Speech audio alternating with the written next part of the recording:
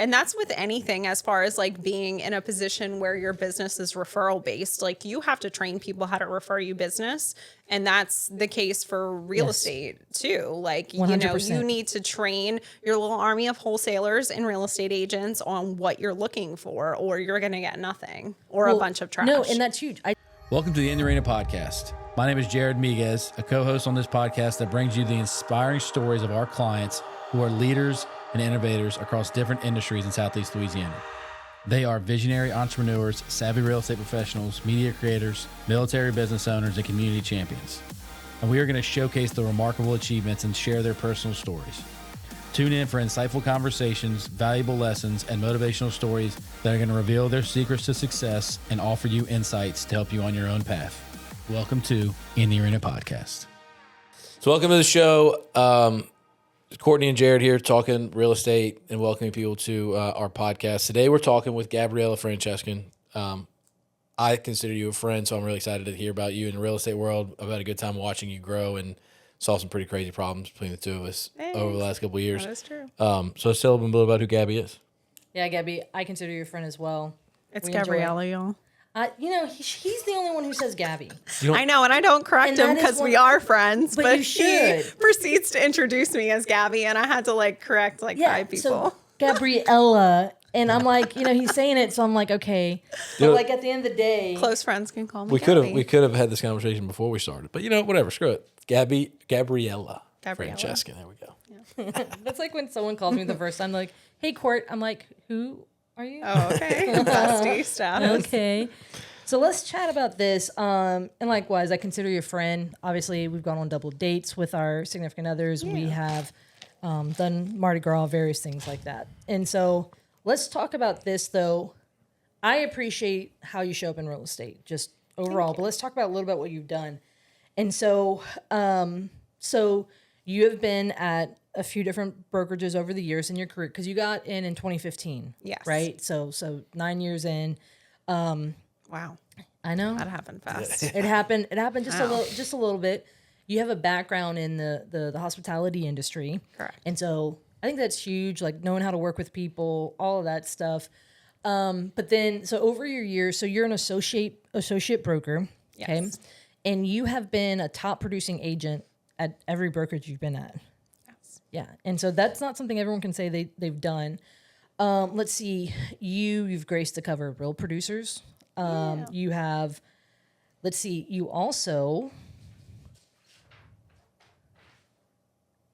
were published in City Business. So yes. That's a magazine that, what is it?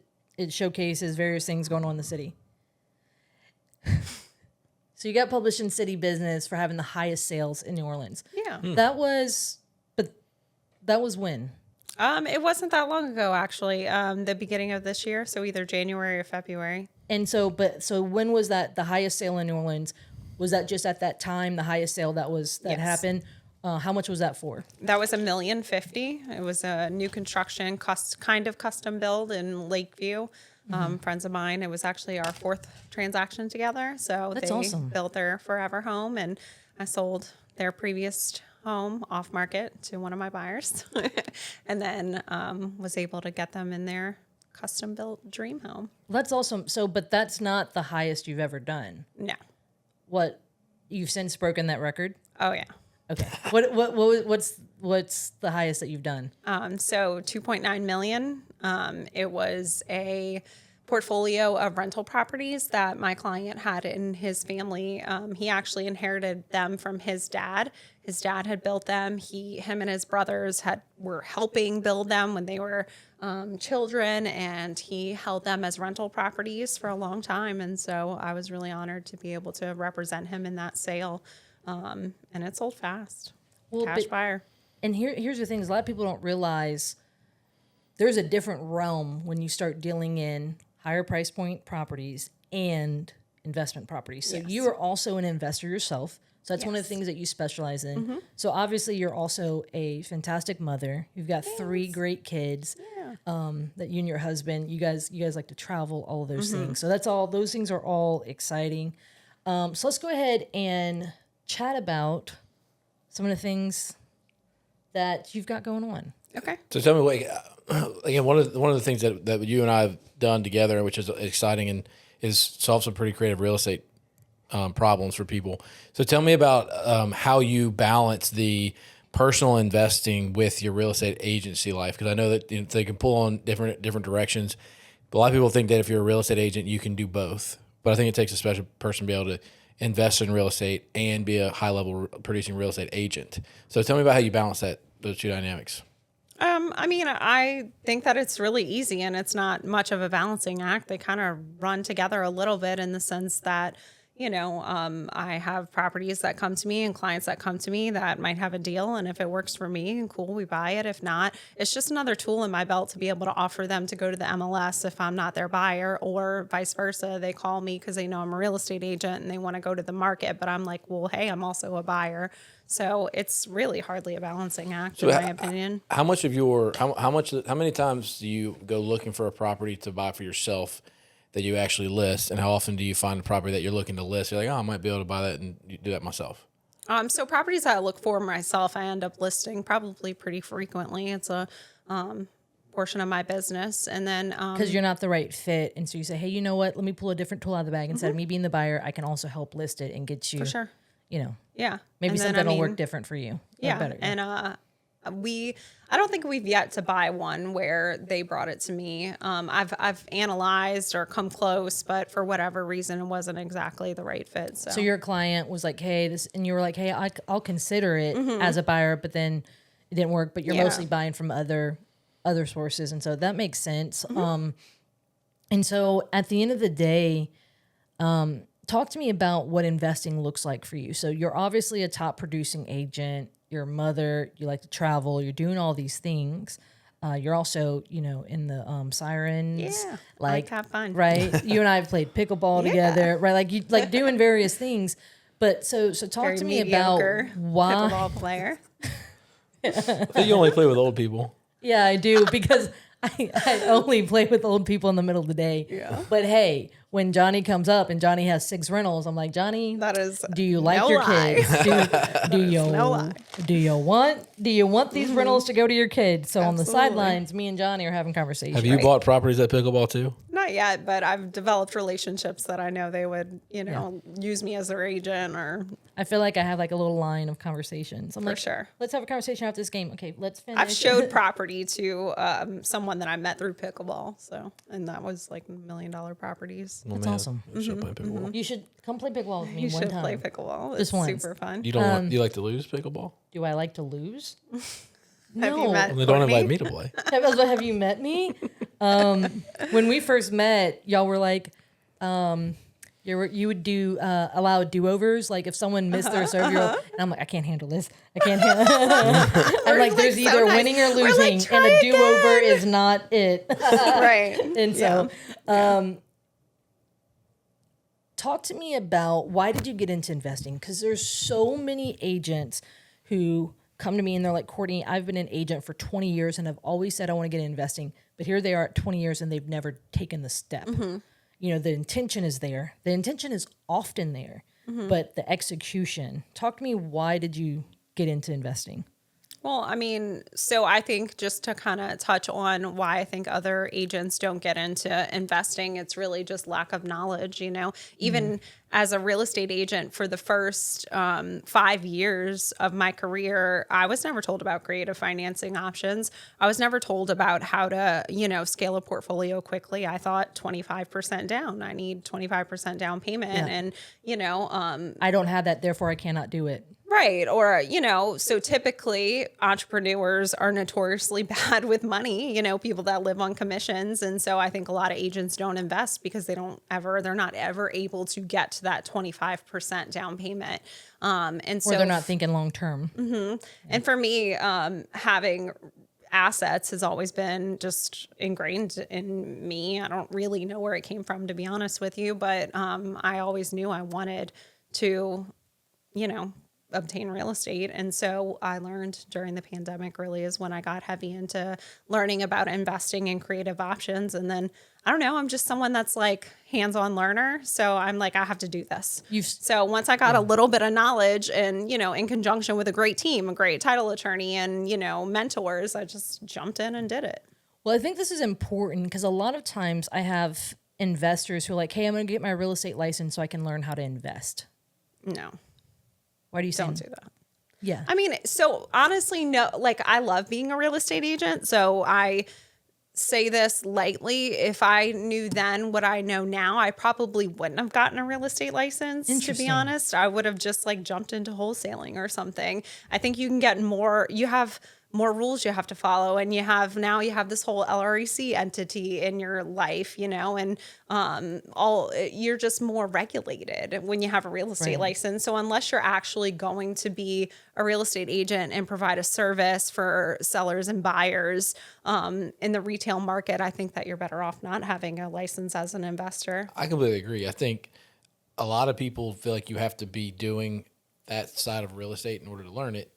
When the reality is, if you're not, very good at it, then you're not going to make enough money to be able to afford to be able to buy and invest in real estate. The average agent makes what? 30 They do something? like 4 transactions a year. And they make like 30 something grand a year, right? Like, so it's not something to write home about for what you have to do. Yeah. Like the people are like, oh, well, it's 30 to 40 grand a year, Courtney. Yeah, but the work, the correlation of work. Yeah. But if you're good at it, and that helps you generate enough revenue and funds in your life to be able to buy and invest in real estate. So you're top producing. So like Gabriella, she's top producing. Yeah. She's doing very well, and it's, you know, it's an opportunity. It's an income source. No, I think, and like you said, like going and learning about how to be a real estate agent gives you some basic understanding of how to write the contract and how to, you know, spot issues with houses in a general sense, but not actually knowing how to run numbers and how to make it an investment decision as opposed to a decision that's going to help my house. Like, you know, like even my mom and my dad, they were buying some properties in Baton Rouge whenever I was in college. And, you know, you buy a rental property for a kid in college, you put 4 walls up and enough space to put a beer pong table, and they're going to be happy. But my mom wanted to, like, buy the nice, you know, house, and she wanted to paint the walls and make it look all nice shiplap and nobody cares. But the kids, that's not... Looking at a house or something that you're going to live in with your family is different than what you're going to do. Yeah, and so looking at it in different perspectives is it takes a skill that you have to learn that's different than what you learn as a real estate agent. Go ahead. Sorry. So I call them, and I've never actually heard another agent say this, but I guess you guys interact with more agents, but I just like separate my business into my retail business and my investing business. Yep. And they're very different. It's almost like it blows my mind that commercial licenses and residential licenses are the same, because it's very different. And I didn't even ever know how different it was until I became an investor and really immersed myself in that world. Because as a new agent, you know, you always want to go after investors because they're going to feed your pipeline. Right. And so when you're looking at it from that way, like you can get yourself in a little bit of hot water, and you just really don't know what you don't know until you're actually in the trenches with investors investing. So where did you go to learn? So did you TikTok? TikTok? People laugh, but let me tell you something. During the pandemic, when everybody was downloading that little app, looking at bread recipes and Tiger King memes, I was doing the same thing, you know, but also in the mix would be like real estate agent stuff. And then I always like to nod to this content creator, but Sam Faster Freedom, Sam Prim, has become a friend of mine and a mentor. And I found his content on TikTok, and the way I'm very ADHD. And if you don't get to the point in like 5 seconds, you're going to lose me, you know? Yeah. And so his content was amazing. And so he was just like spouting out how to do the BRRRR method. And I had never even heard of that. 5 years as an agent. So for agents who don't know, that is a tool that many investors use. Yeah. So go ahead. Well, buy, rehab, refinance, rent, repeat, or maybe rent, refinance, repeat. Yeah. And then, but it's the idea of being able to use a lump sum, get a deal done, and then after a period of time, you can pull that money back out to go use it again. For sure. It's a cycle, right? And so a lot of investors, I've personally have never done it, but a lot of investors use it. But it's overcoming some of those objections. What if I only have a limited amount of money? Down payment. Yeah. Which is I would say the most common objection would be down payment. Yeah. And so when I learned about that, I was like, wow, that's super easy. I probably called someone and verified that this is a thing and can be done. And once I got that confirmation, I was like, okay, I'm going to do that. And I did. Well, and I think this is huge. So back when I was running the North Shore Real Estate Investors Association, I actually had a panel.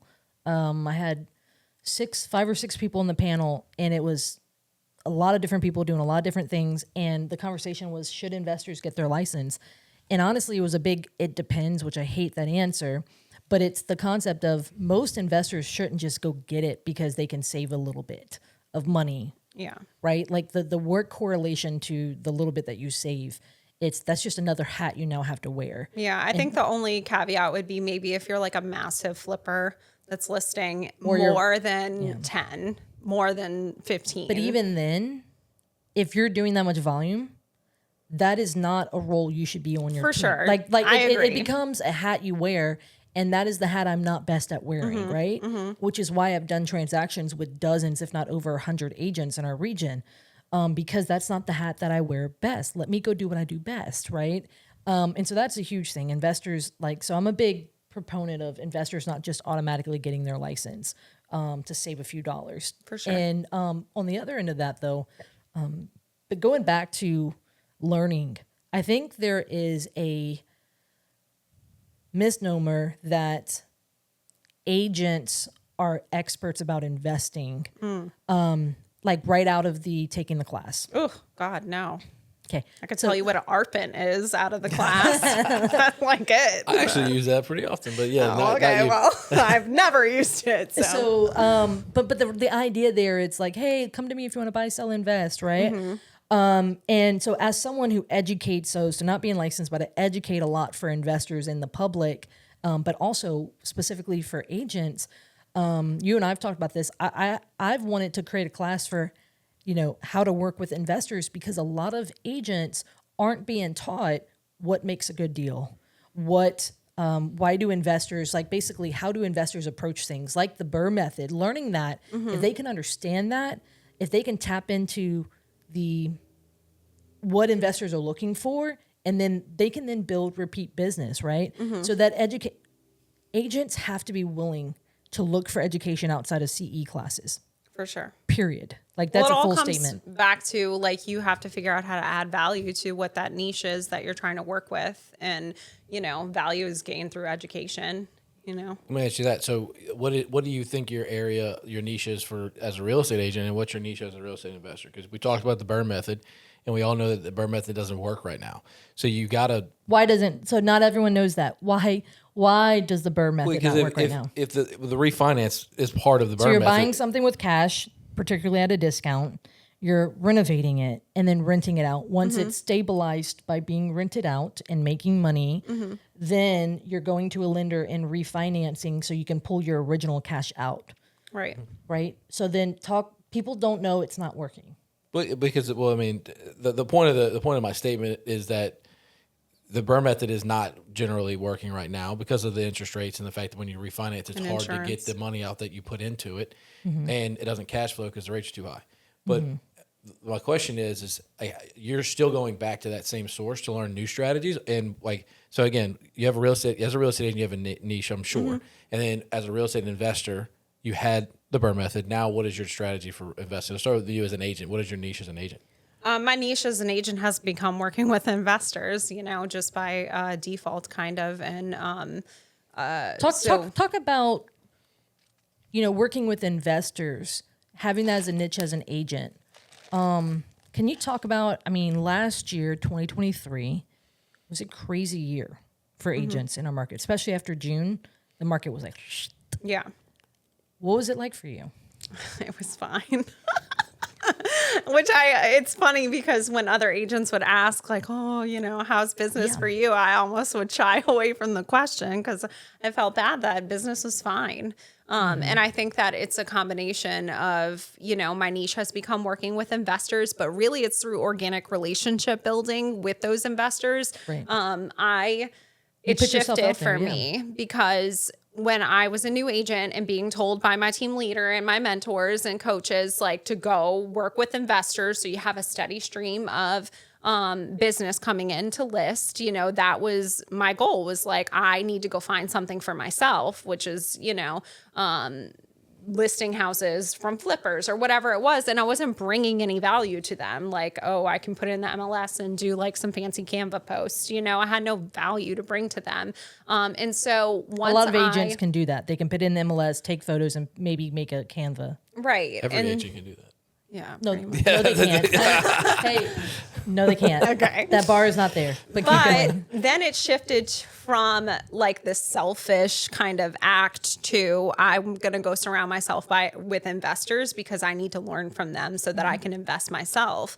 And then I have this added value and skill of being a real estate agent that, you know, a lot of investors don't have. And as I become more experienced, I bring a ton of value to those clients. You know, I'm able to kind of educate them on the decisions I make as an investor. So as an agent, it's become investors, and that's only kind of recently. Yeah, and one question before you move on to what your niche is as a real estate agent: how often do you present a deal to an investor and give them the whole picture and the whole strategy, to where it's like, hey, this person's a flipper, you come with them and like convince them that it's a good flip, as opposed to bringing them a property that they have to then look and see if it's a good flip? Like, do you talk with your investors to know what their strategy is, what they want in a return and all that stuff, and then you go find the deal, run the numbers, and give it to them? Or are you finding the deals and they're kind of working through it together? I find the deal and then, you know, match it with my database, like who's cash buying or who wants this crazy thing that has a title with 70,000 liens, you know? Yeah. That would be a Courtney Don't deal. at me.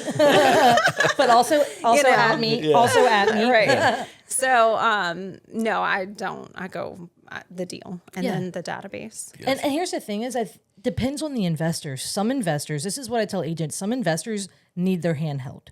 Those are generally the green, I'm not a handful. more afraid to pull the trigger type of investors. They need education, right? Which is why the local investor meetups are fantastic. Yeah. Like helping them learn, because if you're holding their hand, they most likely will not pull the trigger. For They're sure. going to be afraid to do that. Absolutely. If you have to teach them what a good deal is, they shouldn't, like that. That's a tough ideal client. You want someone who you can send, correct me if I'm wrong, you can send it to and they can pull the trigger. Essentially, yeah, which is also why I don't go like shop for deals for people. You know, I would point them to a wholesaler, which I do find value in, which is uncommon as an agent. And most agents don't see their value in the marketplace. I'm not doing that. I'll point them to a wholesaler if you want someone out there that's going to like grind for an $80,000 deal. I mean, let's just be real. Yeah. But also because I've seen that where, you know, you have not even an amateur investor, but you spend all this time finding a deal and then you bring it to your investor and they're like, I'm scared, or like I did this or something. So I think that's just counterproductive If you have to do it that convince, way. I would say this, if you have to convince them of the deal, It's either not a deal or they're not really understanding or they're not ready.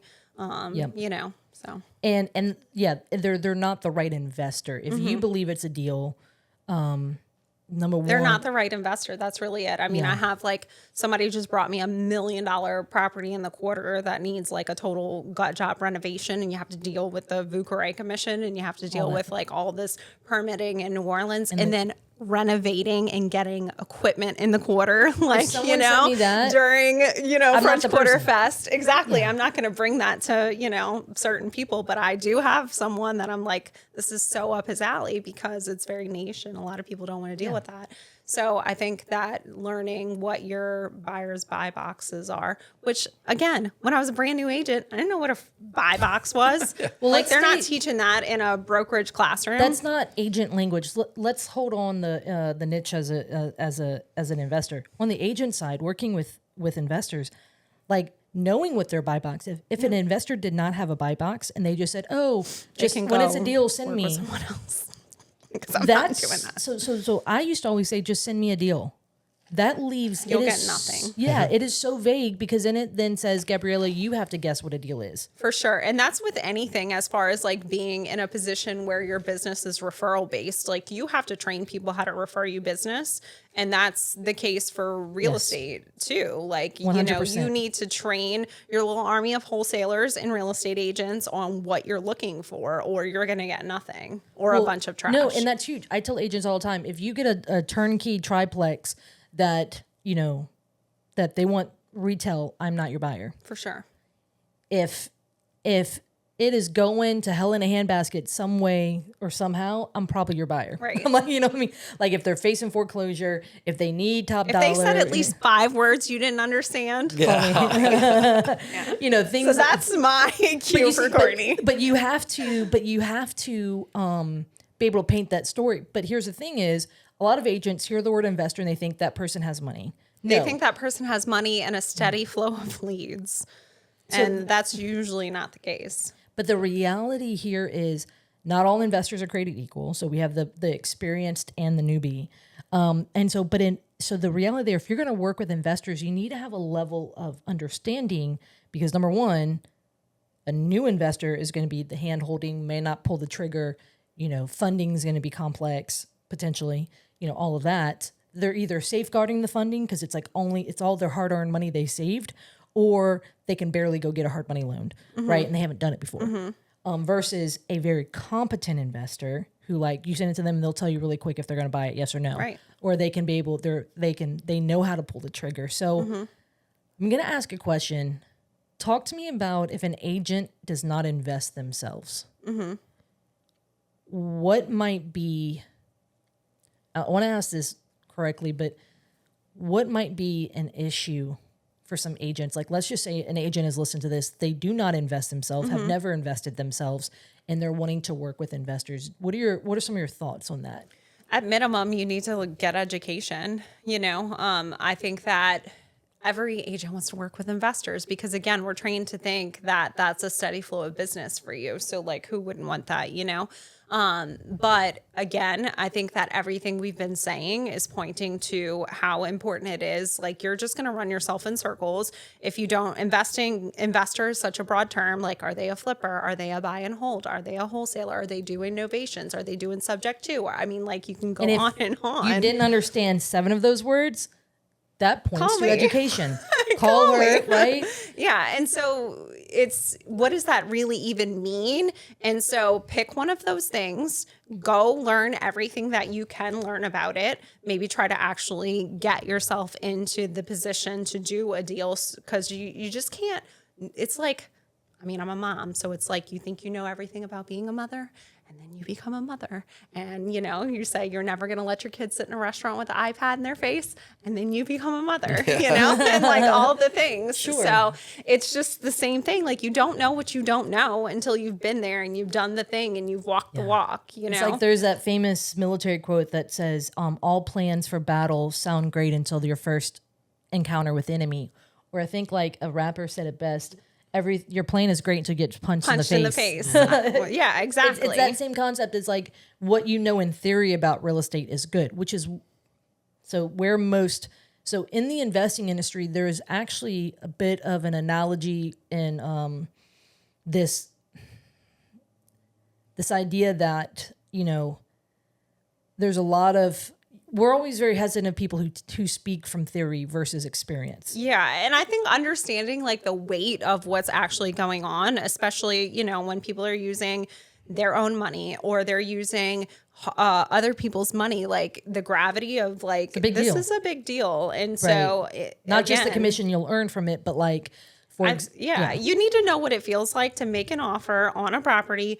Somebody just agreed to put $200,000 of their retirement up, betting on you. You need to know what it feels like to want to throw up for the first week you're under contract, like you just can't describe that feeling. You need to know what it's like to be like, we should cancel. This was such a bad idea. Yeah. Like, what are we doing? So I think that you need to have been there, done that so that you can kind of know what they're going through. You can understand the gravity of it. And then you can just, like, I don't know, you walk the walk, talk the talk. I don't know. Talk the talk, walk the walk. I know I've done a lot of collaboration education with Arena one of the things I've pitched them is one of my ideas is I'd love to do a class that is geared toward agents to help them do their first or next investment deal, where it be a bit of a seminar that'll be like what makes a deal, how to get funding.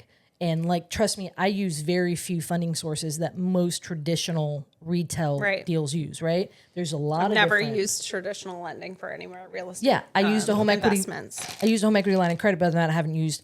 And so, but you have done a lot of through the creative financing world, and by having those different tools, you can help more clients. But the thing is, I guess let me just end my thoughts on this, and we can go into talking about you being an investor. I think a lot of agents say, let me help sellers, let me help buyers, and let me loop in and kind of just throw in helping you invest. Because they're throwing that blanket statement of, I have to do everything. Buy, sell, invest. Let me help you buy, Mm-hmm. sell, invest. But the reality is it can be a very, obviously you have shown, with results in your career that it can be a great niche, Mm-hmm. right? But it requires you becoming an expert in it, right? Yeah, which takes time. It takes time. To become an expert in anything, you can't be an expert in all things. You don't have 10,000 hours. So you only have those so many times. And I have been in many rooms with you where you're there as a student. And so, and I can appreciate that, right? sure. Like that's a huge thing. So let's talk about you as an investor. Okay. What is, what are you want to ask some questions about that? I have a question. So you made a comment a second ago that sometimes you refer wholesalers to people if they need a wholesaler. So tell me when an investor needs a wholesaler, when an investor needs a real estate agent. Well, that's a good one. Can we define wholesaling? Because I think that's also a misnomer. So a wholesaler to me is someone that is able to get into a contract with a distressed seller and negotiate like a competitive price. And so they're generally dealing with distressed situation, or like the seller's in a distressed situation, or the house is distressed. Property. And then they're contracting it, and then they're selling. They're not selling houses; they're selling that contract, that position in They're that contract. assigning contracts in Louisiana are assignable, so they're assigning that contract to an end buyer. So it's not illegal, No. and that is one thing. It's some people see it as illegal. It is illegal if the wholesaler is saying, and I don't even think illegal is a word. I think it's there's other words to that, but. Well, people think it's unethical too. And the Yeah. reality is that not every property is qualified to go in the MLS. I mean, in my opinion, I'm sure you can literally put anything in the MLS, but you shouldn't. And number two, you don't know, like, again, what I didn't know then and what I know now, that not highest price isn't always a seller's priority. Correct. Timing could be their priority. Not having people in their house could be a priority. Not having it on the market. So I think might I have be in like jail. 7 of them right now. I have like 7 of them right now where it's like the seller doesn't want to put it on the market because, so an agent came to me, a seller doesn't want to put it on the market because her cousins are nosy Right. and there's family strife. I had an agent who came to me because her family friend was going to foreclosure, needed speed. He's also in rehab. So Arena went and helped me track him down in rehab so we Now could do you've the been to jail. You've been to Hold on. rehab. You want to tell? Well, we don't have time for the jail story. Okay. It was one of the attorneys' first day on the job, and Jarrett goes, "No one tell him."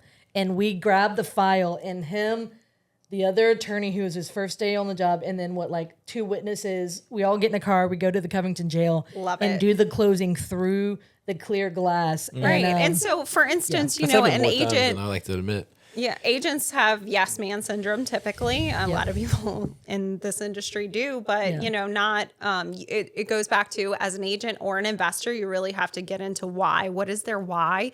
Because Yes. it doesn't always match what you think. I always, as a new agent, was like, they just want top dollar, and this is the way to do top dollar. And sometimes I would even butt heads with the seller, and I'm like, wait, I want you to get top dollar, but maybe they're like, well, me and my wife are getting a divorce, and we can't be in the same room, so I don't really care about top dollar. I want to get out of here. And same thing for an investor. So agents particularly have issues with wholesalers because they think they're taking advantage of the seller. And with any industry, that could be the case, but a good wholesaler is a valuable Solving a lot of service. problems. So, And I'm not getting on the phone and calling these properties to find them. So I love a wholesaler. do you think a real estate agent can be a wholesaler? No. I agree. I think it's very hard for somebody to go in as a They're not wholesaler supposed who's to. supposed to be reducing. No, they can be.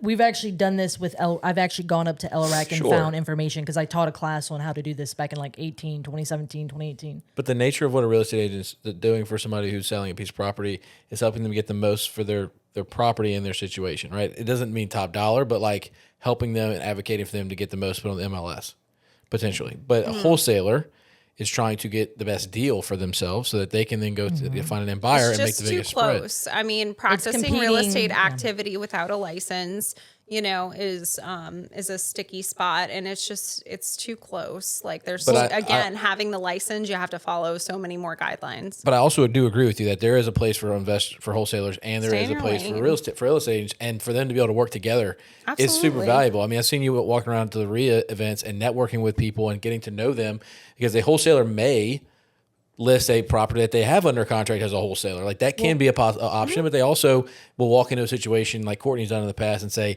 this is not a place for me to be coming in here, and you need to list this on the MLS. So here's a real estate I've agent. sent numerous agents. I've even sent you people who I talk to them off market, and I'm like, you don't need us. You need or I just tell them, stop trying to save your whatever percentage commission, go list it on the market. And I also look at my clients that are flippers especially, and I know that, like you put good out and good comes back to you. And so my hope would be that they find a property that they can flip, and then they just come list it with me, because I'm an expert in retail real estate and marketing the end product more so than I am like going to get in the trenches and find you an $80,000 property. Well, and so let's just say this.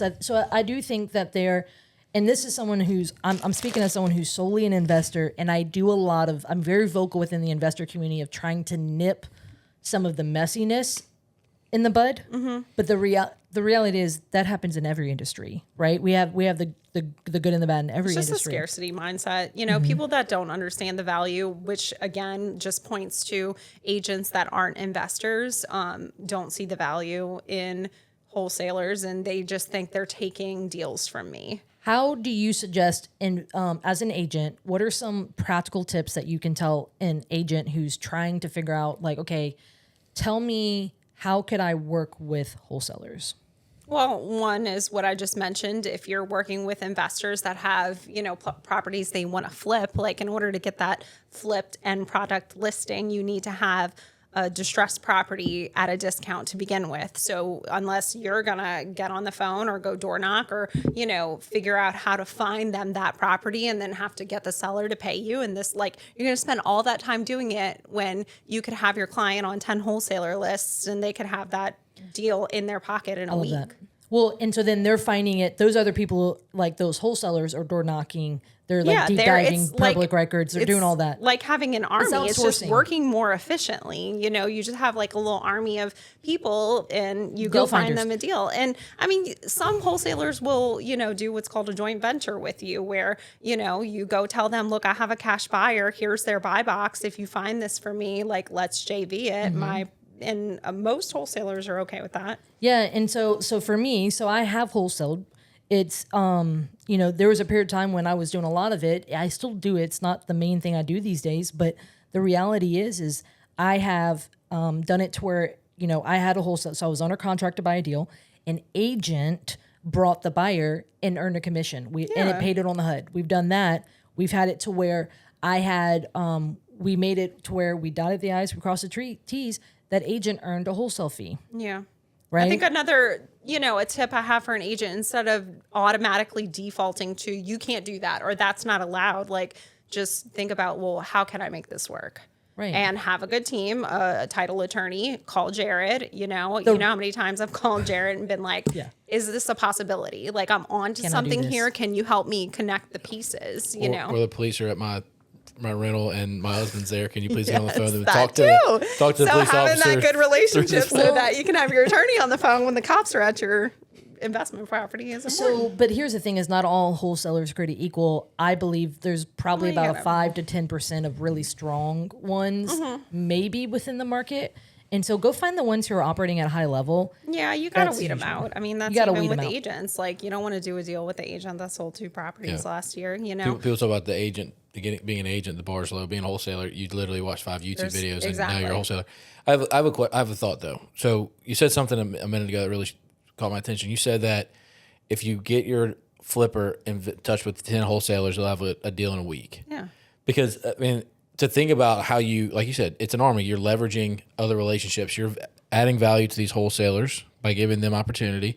You're helping your investor find more deals quicker so that you as an agent can do what That you're fills good your at. pipeline. To go and sure. instead of beating your head against the wall and trying to be a wholesaler when you're really an agent, let the wholesalers be wholesalers to find more opportunities for you to be an agent. And you go spend that time that you would have been, trying to find a distressed property, go find 5 more flippers. And finding to distressed be in properties. your pipeline, and the value you can bring to them is like, here's the 5 best wholesalers in New Orleans, and I'm about to put you on all their email lists.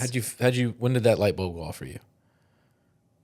When I started getting in a room with wholesalers, because I didn't really even know what a wholesaler was.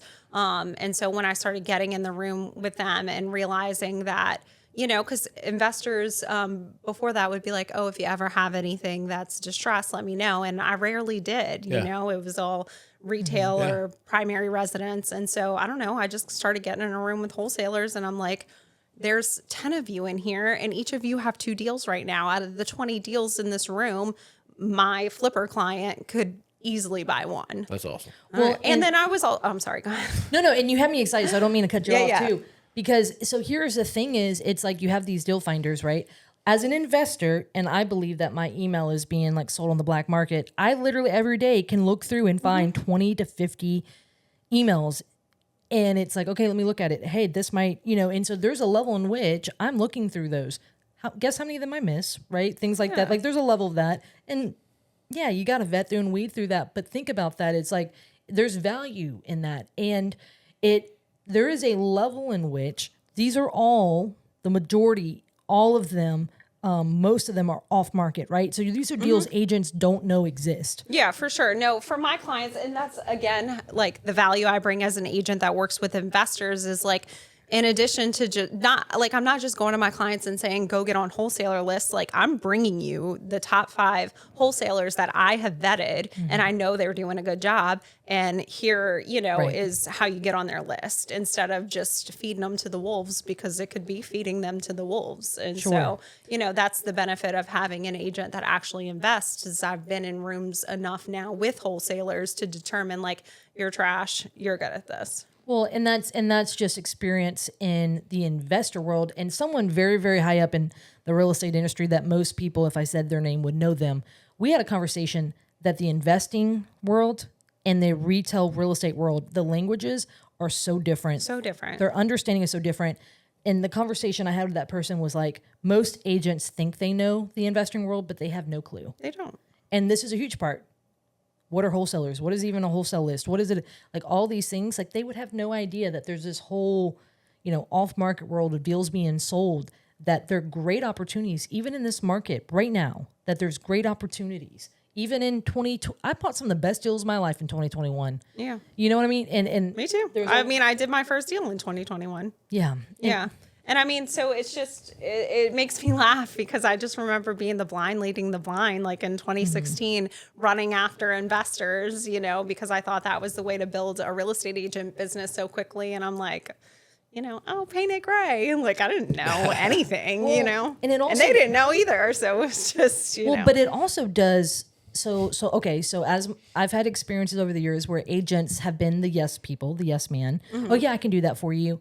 And I've said I'm not doing that probably 3 times in this podcast. Like, and that is also a strength that I've developed, is to learn to say, like, I'm not doing that. That's not for I'm me. not an expert in that. I mean, I brought a client to a RIA meeting recently, and Yep. he even said that I've had to train my clients, like, you're going to the wholesalers. You're here to like connect with these wholesalers, because that's how you're going to find a deal. Because I'm not going to be the one, like, maybe I'll bring you a distressed deal, but it's a whole they skill don't set. It is. And most agents don't have the skill set of getting a deeply discounted deal. They can search the MLS for keywords or certain criterias, but there's a whole skill set to finding deeply discounted deals. There is. Yeah. And so, but I think that that's brilliant, because there's a level there. Again, if you can provide value to investors more than just the email drip campaign, right? If you can provide value to them, it brings, in a market like 2023 that went dead for so many agents, you had repeat business. You talked about one of your highest listings was from an investor client. Yeah. I think that even when the market gets harder, then my business expands even. Well, same for me. Because then Yeah. like you really are bringing a value, and so my business, when things get hard, since I have skills, my business expands. Well, So let's transition real quick because yeah, because we're getting too excited about all this. I'm not going to lie. I concur. Same thing with my business. speaking of kids, my kid just walked in. I have the first time we ever met. I don't know if you remember where we were. We were at Voodoo Donuts on Harrison. Okay. And you had District Donuts, Yeah. and you had one of your kids with you. And I know that your kids are a big part of your life. Yes. I've done closings where you brought your whole family, got to hang out with Michael and your kids. So tell me about how you feel about being able to do real estate with your family. I love it. I talk to my kids, like they'll ask me, I'll say, "Oh, mom sold a house today." And they'll say, "How much did you make?" And I'll tell them, and like their little eyes light up. And I want them to have that. I want them to know that like you can build a huge life through real estate, whether it's as an agent, as an investor, especially, or both, like this is the skill that I have to offer you. And so I want to be able to share that with my children. Like it's given us a really great life. And so I try to get them involved. We bring them to properties when we buy them and they're distressed so they can see like what this looks like. And, when I sell houses as a real estate agent, I tell them about it. And on the flip side too, like it's cool. I'll be like, "Oh, I sold your teacher a house," Yeah, that's awesome. And so like they love that. And so I enjoy being able to make them part of it. What is Michael's role in the whole deal? Because I know Michael, you might do y'all do business together. I actually was on the Zoom call with Michael the other day. I don't even know if you knew we were going to have the conversation, but we were chatting about another little niche that y'all were kind of getting into with the real estate business, and your kids were in the background. And I love that because I tell everybody, if you're going to work with me at Arena, you're going to be okay with kids being here. I mean, I'm 35 years old. This is why we I've do held your what we're kids, Jared. doing. Do I? I've held your kids and I've had no qualms about and it. You've also seen my dog at closing. So yeah. It's what I mean. Like, I want people to know that your kids are welcome here, and it's normal. That's where we're at in our life, and I want them to be a part of it too. Absolutely. And so I know you feel that way, and it was fun watching your kids and interacting with you at the closing table, and then Michael. So how does it like working with your husband, and what role does he play in y'all's whole picture? Yeah, so Michael has gotten more and more involved as we've progressed, So we he loves to educate himself. Like sometimes I'm literally like, "Can you turn off YouTube?" Like I'll walk into the kitchen, he's listening to some real estate thing, and I'm like, "I just don't want to hear it right now." Like, can we not? And so, but now we're in a spot where, I've kind of trained him to get to where he is. And so now I can hand over like underwriting. Like, so he just underwrites deals all day. And, we determine if it's a good deal for us to buy or not. And then he's just kind of my right-hand person. I ran him to some listing on the West Bank to put a lockbox on, and he's delivering my signs, or if I don't want to get murdered at an open house, he's there with me. So we've been fortunate. Or when the police get called to you want to hear. Oh my God, that was horrific. I should have been there for that. But he handled it. But we've been fortunate enough that after COVID, he didn't have to go back to work, and so we've been able to make it work like parallel, which is awesome because I am not working with my husband. So it's parallel. He has his defined role and he knows what that is, and I have mine and I know what that is. And so we don't need to like mesh too much unless he's like, And I have that with business partners where it's like, I don't need someone who's just doing the same thing as me. I need someone who's doing maybe my weakness, or they're doing Michael where I and I have have polar opposite skills. Correct. Like I'd rather die than underwrite deals all day. Exactly. I love talking to Michael. He's a good dude. I like him too. So the question I ask everybody is, there's obviously family's important to you, and I think being a real estate investor is something that you're like passionate about. So what legacy do you want to leave as a real estate professional, or as a mom, or as a woman who has a family? What legacy do you want to leave whenever you're done? I think about that often. I think it changes a lot. Fundamentally, it's just security. And I'm always really open about this, but my dad was homeless when he died. He suffered from mental illness, so that definitely played a role, but he never owned his property. He lost his job. He like literally the lights got turned off. He got evicted and he was homeless, and then he passed away. And so security and like literal shelter is kind of fundamental. And then to me, like, money has never stopped me from doing anything. Like, to me, I'm always like, you just figure out how to go get more money. And money is the gateway to being able to do what you want in life. And so if my kid wants to, go to some crazy, I have one that I know will probably want to go to some crazy Ivy League school. I want to be able to have an asset to sell or to have the cash flow to be able to send him there without debt. I have one that will probably have a farm in Costa Rica, and jumping off of waterfalls. And if he wants to do that, I want to teach him how to be able to acquire that farm in Costa Rica. And so I just want my kids to be happy and secure and safe. And so this is the way I know how to get there. I love that. And so I want to help promote you as a real estate agent. We talked a lot about real estate investing, but you are like a really, really good real estate agent too. I mean, I truly believe that there's a lot of real estate agents out there, but like I think you're one of the top agents. So as an agent at Rev Realty, Yeah. Rev Realtors. Rev Realtors. Rev Realtors. Yes. You said Rev Realty. It's okay. Rev Realtors. Rev Realtors. What it like? How does that brand fit with you and your personality? And what, like, who's your ideal client? How do you want to be seen as a real estate agent? So as a real estate agent, my ideal client is a seller, someone who's selling their primary residence. Because I am an expert marketing, and it's fun and easy to market a beautiful product. But also I'm a really great negotiator. And so I've been able to creep up into these price points where those negotiation skills are critical. Yeah. You've taught me things on that, the deals that we've done together. I've appreciated that because you've taught me things. And I didn't feel like it was a level in which I was having to step in and hold your hand. No, you were, I could trust you with doing it, and you taught me things along the way. Thanks. Appreciate that. That's cool. Is it? I like doing deals in New Orleans, especially the ones where you're like not only negotiating the price of the house, but then you got the artwork in the house sometimes, and you got. There's lots of emotions flying. So Aussie Steve getting the so my good friend Aussie Steve, he got the throne chairs, these crazy throne chairs. Yeah. They're literally on his balcony, and he's like, I have this throne. It's so I'm funny. Like, stupid. But I think that I have the upper hand in that situation because a lot of times when it's your primary residence, emotions are running high. And I think that something that a lot of agents do is they bring that emotion into their negotiations. Like, first of all, simmer down. It's not your house. Right. But, I think that the person who can maintain control of their emotions is always going to have the upper hand when it comes to negotiating. And so my ideal client is in New Orleans, a home seller, probably in that, $400,000 to $1 million plus price range. What's your geographical reach right now as being an agent? So pretty much all of the South Shore. Most of my deals are in Orleans Parish. I know Metairie very well, Kenner. So pretty much, New Orleans, Metairie, Kenner. Mandeville I'm familiar with because I lived here after Katrina. Beyond that, I am not afraid to say no.